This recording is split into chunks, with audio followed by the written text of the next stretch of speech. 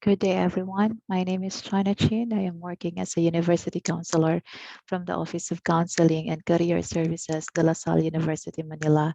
My research topic is entitled Validation of the Flourishing Scale to the Generation Z Adults.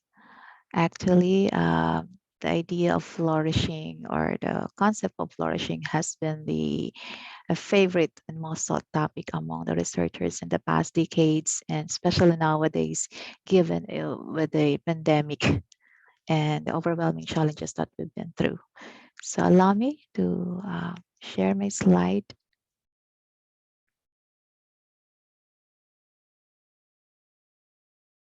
All right. So, flourishing is defined as having high levels of both hedonic well being and eudaimonic well being. When we say hedonic, it pertains to happiness, life satisfaction, and a positive negative affect balance. When I say eudaimonic, it refers to engagement, purpose in life, positive relations, and personal growth.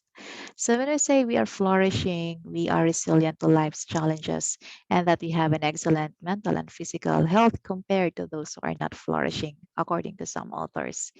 And that, yes, flourishing is actually a state of optimal functioning, synonymous of having higher levels of positive emotions, well being, mental health, and psychological and social well being. It is actually the product of the pursuit and engagement of an authentic life that brings inner joy and happiness through meeting goals, being connected with life's passions, and relishing in accomplishments through the peaks and valleys of life. So there are lots and lots of definitions and ideas about flourishing. In this particular study, we made use of the idea and definition of Diner and colleagues, where they define flourishing as in terms of attaining the following components: engagement, positive relationships, meaning and purpose, competence, contributing to others, self acceptance, optimism, and respect.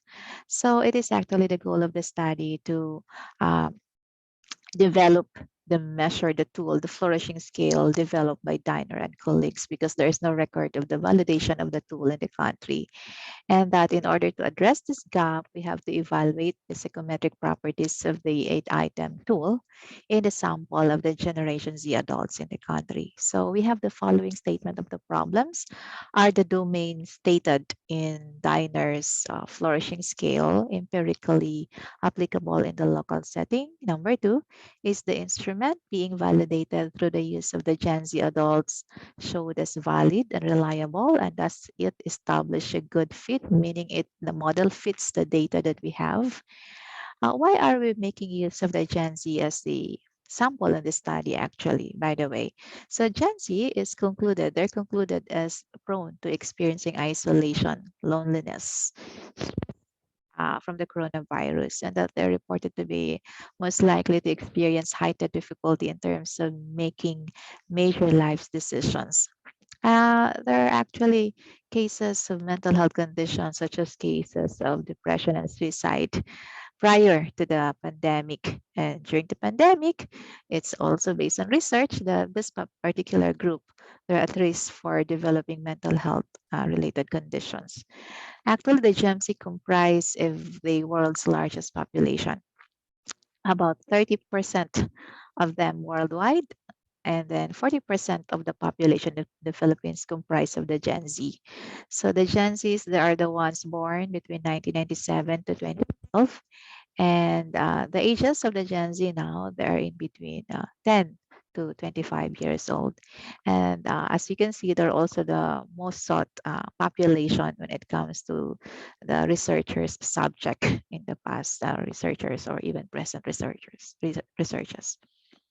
What are the methods of the study? Of course, we have to check and review extensively the literature and flourishing, and also the Gen Z and the psychometric property history of the flourishing scale.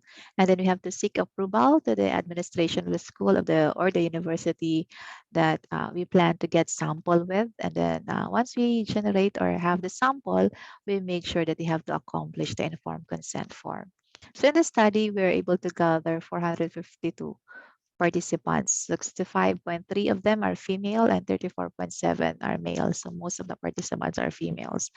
Their ages between 18 to 24 with a mean age of 20.42 and standard deviation is 2.139. Their year level is being distributed, ranging from first, second, third, and fourth year accordingly. So for the tool, for the measure, definitely we made use of Diner's Flourishing Scale, which is the 8-item tool. As you can see, it looks like this. It's very concise and simple and very short. Uh, the scale is it started from 2009 and finally developed in 2010. And then it's also validated in 2017 through the use of 689 participants from the 5 universities in the US and also in Singapore. And it has also established its convergent validity through the use of satisfaction with life scale and also the positive and negative affect schedule, which is the PANAS scale. This particular tool measures the following component: engagement, positive relationships, meaning and purpose, competence, contributing to others, self-acceptance, optimism, and respect. And this is applicable to 12 years and above. Now, actually, this tool is translated and validated. It's translated into 17 languages, and it's also being tested not just in the US and Europe. It's also tested in Asia among older Iranians, and also it's tested in China among the Chinese communities in the Southwest region, and also through the Chinese adolescents in the middle and high schools, and also it's tested in Japan. And all of those testing and validation resulted that the flourishing scale has a good or acceptable and if not excellent reliability and validity. Now in the Philippines, it's actually also being translated into Filipino, and it's also being used by some researchers. However, there is no prior research in terms of the evaluation of the psychometric properties of this tool using either both in English or in Filipino language in our country. So that is why we need to address the gap by validating this tool, and we made use of the Gen Z adults as our sample. Part of the method, in the terms of the statistical analysis, we employ the confirmatory factor analysis and the descriptive statistics to generate the mean age of the age, gender, and the standard deviation and reliability. We no longer made use of exploratory factor analysis because the tool has been established and validated already in the past. So we just made use of CFA in order to validate it in our setting. CFA allows the assessment of fit among those non-observed or latent variables and observed variables. We expect the following findings. So for the CFA, we made use of JAS software version 16.00. So we could say that the model fits the data that we have if we have gathered the following. So the chi-square has to be lesser than 0.001.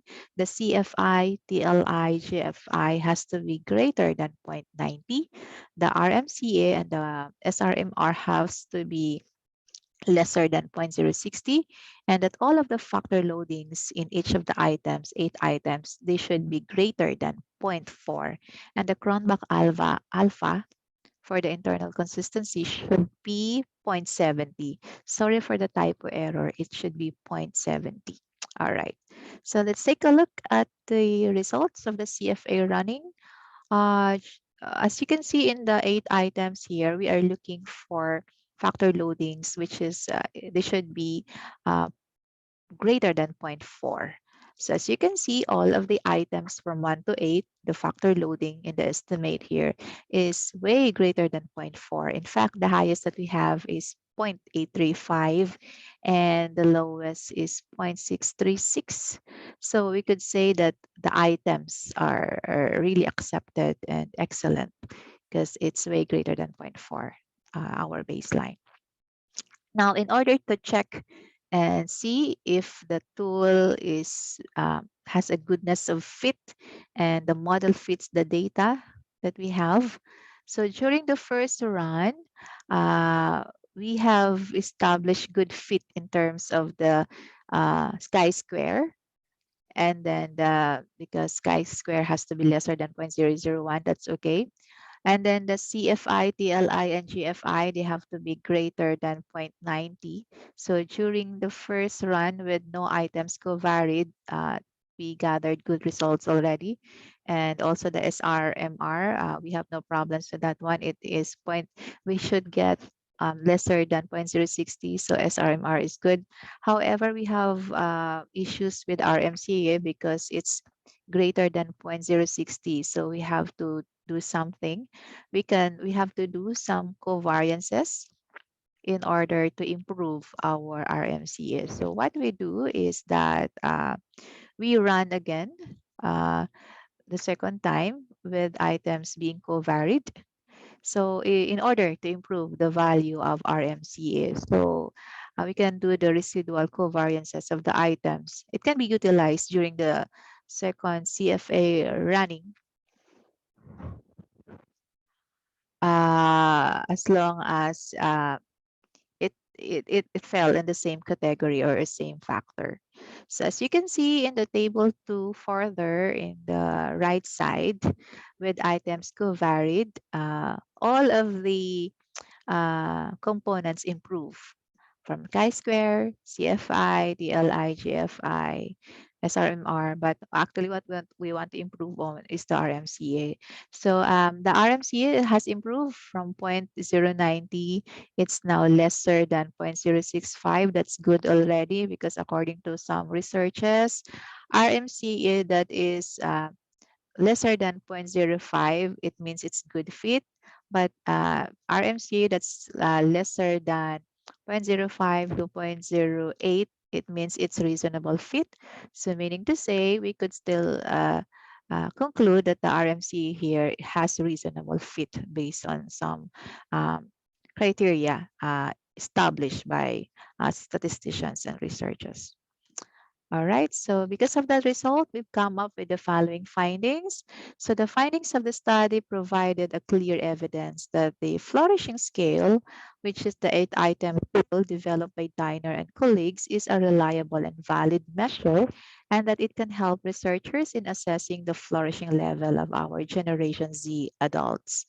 We can have the following recommendations in the future. We will conduct research on the flourishing scale, conducting its psychometric properties using the other generation groups, such as the millennials, baby boomers, and the likes, and maybe consider the cross-cultural comparison groups.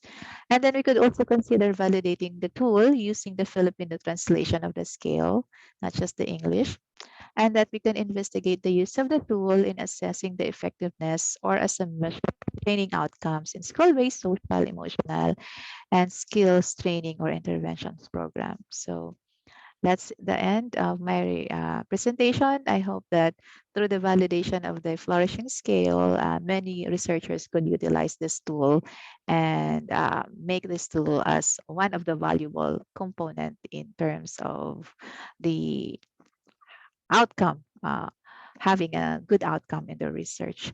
Thank you so much. And I'm now stop sharing.